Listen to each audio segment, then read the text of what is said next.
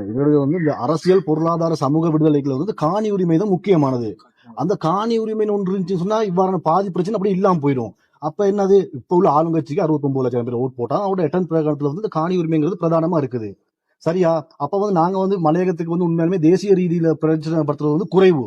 சில அவங்க தரப்புல உள்ளவங்களுக்கு ஏதோ ஒரு கட்டுக்கோப்பாடு இருக்கலாம். அப்ப நாங்க ஒரு ஜேர்னலிஸ்டா வந்துட்டு மக்கள் பிரச்சனை மயப்படுத்துறது எந்த தவறுமே இல்லை. அது சம்பந்தமா இப்ப சதி கும்பல் வருது அப்படிலாம் செஞ்சுட்டு அது தேவையற்ற பிரச்சாரம். அப்ப நாங்க எங்களுக்கு உண்மையாலுமே சொன்னாங்க நியூஸ் வியூ அதுக்கு தேவையான எங்களுக்கு விஜய் பதவி ஏற்கிற நாள் அதுக்கால போட்டாலே வியூஸ் அப்படி எல்லாம் அள்ளி வந்துரும்.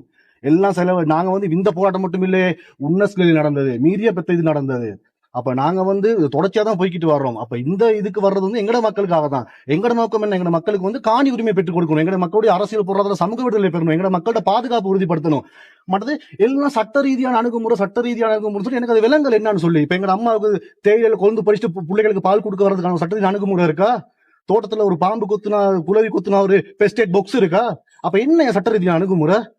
அப்ப அதை செஞ்சுட்டு எங்கட மக்கள் பிரச்சனை படுத்து நாங்க குறைந்தபட்சம் எழுதி இதை பயன்படுத்தி நீலகாம பிரச்சனை பார்லிமெண்ட்ல பேசப்பட்டுச்சு. இப்ப இந்த தோட்ட பிரச்சனை சம்பந்தமா ஒரு சபையில பிரேரணை கொண்டு வர முடிஞ்ச எவ்வளவு நாள்? பார்லிமெண்ட் எஜெமென்ட் மோஷன் வந்துச்சா? ஒன்றுமே இல்ல. ஓகே, பார்ட்டி லீடர்ஸ் இருக்காங்க, 27 2 நிறைய கேட்கலாம். அப்படியான சட்ட ரீதியான பொறிமுகம் இல்லாத நாங்க மக்களை பார்க்க வந்துட்டு பிரச்சனை செஞ்சோம். அதை சதிக்குழு கும்பல் அப்படின்னு சொல்லி பிரச்சனை செய்வது தேவையில்லாத பிரச்சனை. இது அரசாங்கத்துக்கு எதிரான போராட்டம் யாரு பிரகடனப்படுத்தினா? ஒன்றுமே இல்லை. நாங்க மக்கள்கிட்ட பேசி மக்கள்கிட்ட தகவல்